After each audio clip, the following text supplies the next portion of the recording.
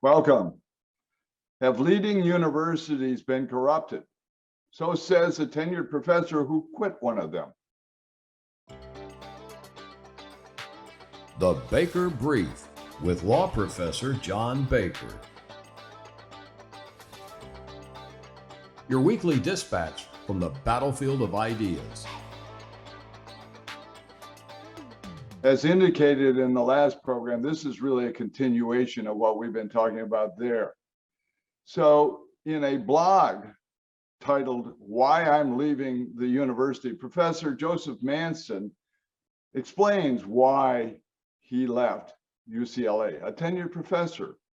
Quote, I'm a professor retiring at 62 because of the woke takeover of higher education has ruined academic life. And then at the end, he concludes, I can't bear to spend one more moment in a place that's morally and intellectually bankrupt. Now, in between, he writes a great deal in terms of actual instances and detail. We'll link it if you want to listen or read the whole blog. But I want to pick out certain parts of it that are general.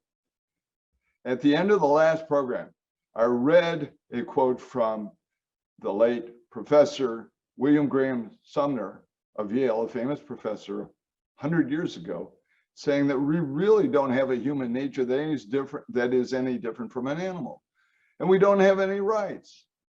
Well, that thinking has actually worked itself through universities over a 100-year period. And so what do we get now?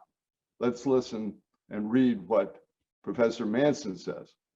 How did this happen? Gradually, one hire at a time, practitioners of critical, that is leftist, postmodernist, and remember that word, I want to explain it, anthropology, some of them lying about their beliefs during job interviews, came to comprise the department's most influential clique. These militant faculty members recruited even more militant graduate students to work for them. This pattern not only happens at that department, in that university, it happens many places around the country at leading universities. And notice it was a clique. In other words, it's not necessarily and usually isn't a majority. Well, then how do they prevail? Well, first of all, back to the word postmodern. You've heard about critical legal studies, maybe, but you've certainly heard about critical race theory. It's all the same. It comes out of a, quote, postmodern viewpoint. Well, what's postmodern? Postmodern is anti-rational. That's what it is. And it is Marxist. So what you have is a Marxist ideology driven by force in major departments of many universities around this country. So how does a minority take over? Quote, again from Manson, the principal driver of the doublethink in my department and so many others at UCLA, and he could say around the country, is fear of the woke faction. He gives examples of how they have destroyed other faculty members. UCLA, he says, as a whole is showing all the signs of woke capture that typify the contemporary US university. Well, you say, this is California. It can't happen in my university. Not so. Where do the universities draw their talent pools? From the elite universities. And they've all essentially gone through the same propaganda drill. And that's what we're getting throughout the country. It's happening everywhere. Quote again from Manson, it's a good bet that the grip of woke orthodoxy on the University of California and most other once great American universities will only tighten in the years to come.